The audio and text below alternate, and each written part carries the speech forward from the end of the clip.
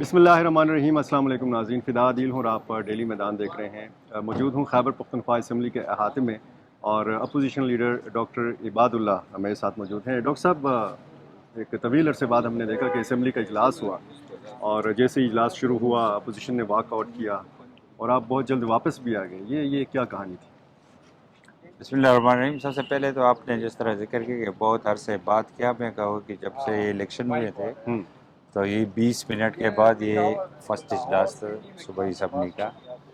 Walk out جس چیز پر ہم نے کیا، میں نے وہ مینشن بھی کیا کہ یہ فلاں چیز آپ غلط کر رہے ہو، تو پھر یہ تو آپ کو پتہ ہے ایک ٹریڈیشن ہے، گورنمنٹ والے آ گئے تو ہم واپس چلے گئے۔ انشاءاللہ پرسوں ڈبیٹ شروع ہو رہی ہے تو اس میں اپنا حصہ ڈالیں گے، جو یہ کیا غلط کیوں کر رہے ہیں کیوں اس کو غلط تھا؟ پوائنٹ آؤٹ کریں گے۔ یہ بجٹ پیش کرنا کیوں غلط تھا؟ یہ انکانسٹیٹیوشنل تھا۔ یہ بجٹ اجلاس جو ہے، آپ آئین اٹھا کر دیکھ لیں تو وہ بجٹ اجلاس جو ہے وہ گورنمنٹ سیشن کو کال کرتے ہیں۔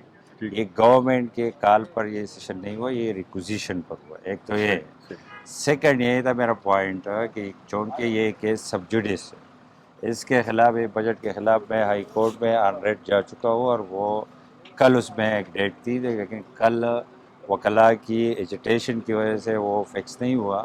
نیکسٹ اس میں ڈیٹ ہے، تو جب تک کوئی چیز سب جوڈیس ہو، یہ آئین بھی کہتا ہے، اسمبلی کے رولز بھی ہے، تو اس پر نہ کوئی ڈبیٹ ہو سکتی ہے نہ کوئی ڈریگ کر سکتے ہیں، تو انکانسٹیٹیوشنل بھی تھا اور یہ رولز آف بزنس کے خلاف بھی۔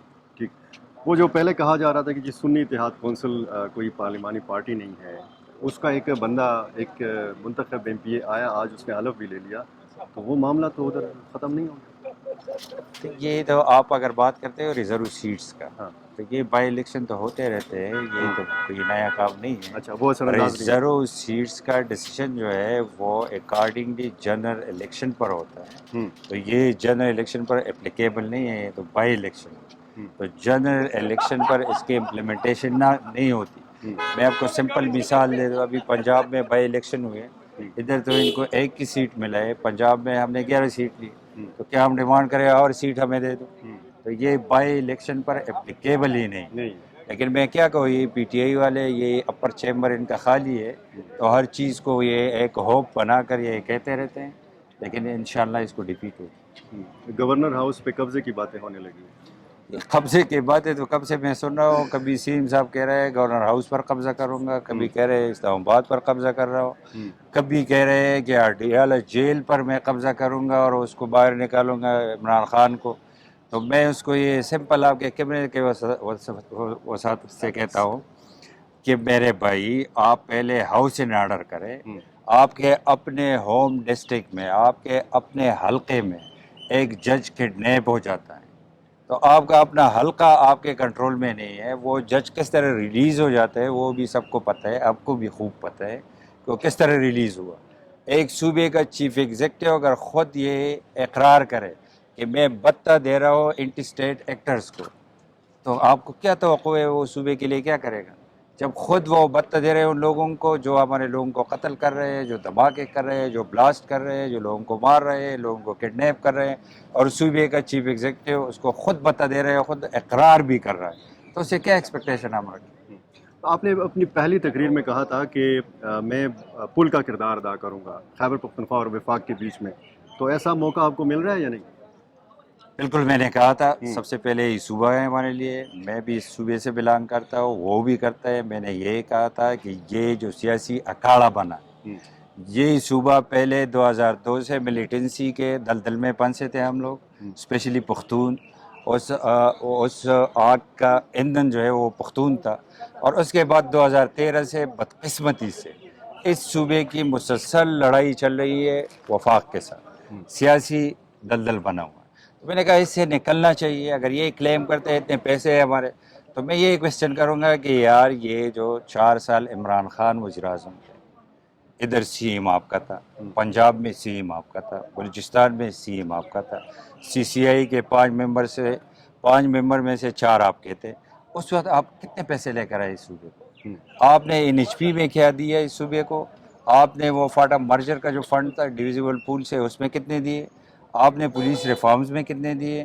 وہ عمران خان سے آپ کتنے پیسے لے کر دیے اس صوبے کو کہ آج آپ لڑائی کر رہے ہو, آج آپ کر رہے ہو کہ سب کچھ مار دوں گا, سب کچھ جلا دوں گا, سب کچھ یہ کروں گا.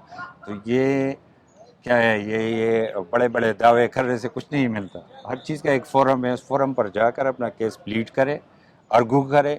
اگر آپ کا جنون کیس ہے, آج بھی ہم ساتھ دینے کے لیے تیار ہیں. آج بھی سی سی آئی میں امین مقام صاحب بھی ممبر, سی سی آئی کا ممبر وہ بھی ہیں, وہ اس کے ساتھ کھڑے ہوں گے صوبے کے حقوق کی بات.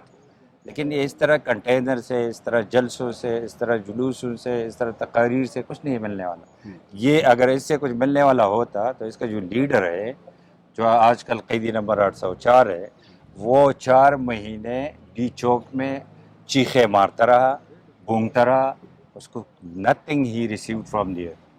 تو اس سے کچھ نہیں ملتا. یہ کیس ادھر آپ کو ارگو کرنا چاہیے, تب آپ کو کچھ ملے. اس ایوان میں وزیر اعلیٰ کا انتخاب ہوا, اسپیکر ڈپٹی اسپیکر کا انتخاب ہوا, معلوم ووٹ تھے کہ جی اپوزیشن کے اتنے ووٹ ہیں اور حکومت کے اتنے ہیں. اگر کوئی حالات بنتے ہیں اور یہاں پہ سینٹ الیکشن ہوتا ہے تو آپ کو پتہ, آپ کو یہ یقین ہے یا آپ کچھ اس حوالے سے کہہ سکتے ہیں کہ تحریک انصاف یا سنی اتحاد کونسل کے لوگ جو ہیں آپس میں متحد ہیں, ان کے لوگ نہیں پسلیں گے؟